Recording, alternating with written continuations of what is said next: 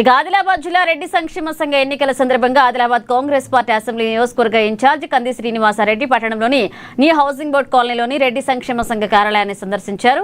ఇక ఆదివారం జరిగిన ఎన్నికల్లో ఏకాగ్రీవంగా ఎన్నికైన జిల్లా రెడ్డి సంక్షేమ సంఘ అధ్యక్షులు ఎల్టీ ఓంప్రకాష్ రెడ్డి, ప్రధాన కార్యదర్శి అల్లూరి భూపతిరెడ్డి, ఉపాధ్యక్షులు బొరంచు శ్రీకాంత్ రెడ్డి, ముడుపు కేదరేశ్వర్ రెడ్డి, సింగడి పద్మారెడ్డి, కోశాధికారి సర్సన్ విఠల్ రెడ్డితో పాటుగా ఇక వర్కింగ్ ప్రెసిడెంట్లు రమేష్ రెడ్డి, ప్రమోద్ రెడ్డి, కో ప్రెసిడెంట్లు గోవర్ధన్ రెడ్డి, మణిలతారెడ్డి మిగతా కార్యవర్గ సభ్యులకు అభినందనలు తెలిపారు. ఇక నూతనంగా ఎన్నికైన వారికి శాల్వతో సత్కరించారు. ఈ సందర్భంగా కంది శ్రీనివాసరెడ్డి మాట్లాడుతూ ఆదిలాబాద్ జిల్లా రెడ్డి సంక్షేమ సంఘ అభివృద్ధికి నూతన కార్యవర్గం కృషి చేస్తుందంటూ ఆకాంక్షించారు.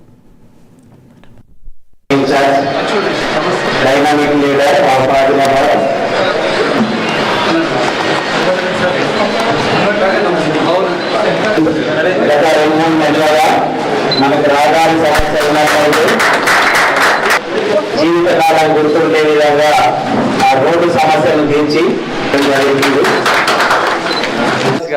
ఏకగ్రీవంగా ఎన్నుకోవడం, పాత కార్యవర్గ సభ్యులు అధ్యక్షులు ప్రధాన కార్యదర్శినటువంటి నల్లనారాయణ రెడ్డి కాక, గోపిడి రామరెడ్డి గారు, పెద్దలందరూ సహకరించుకుంటూ ఒక్కరికొక్కరు సహకరించుకుంటూ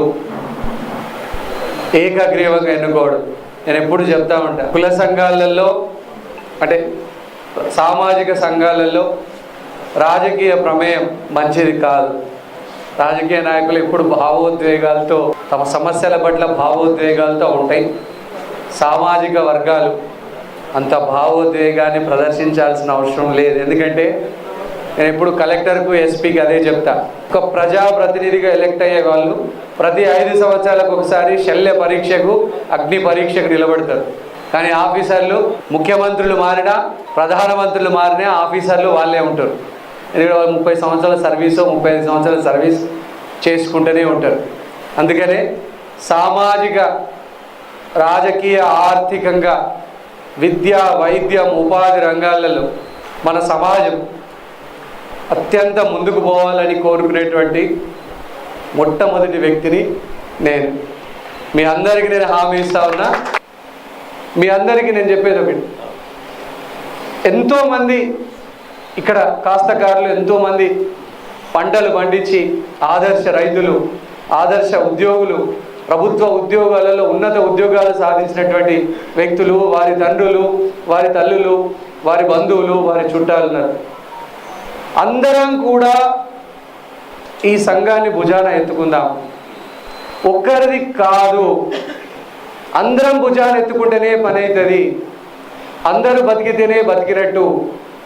మీరందరూ ఒకటి గుర్తుపెట్టుకోండి, ఒక ఆమోదం మన లక్ష్యం.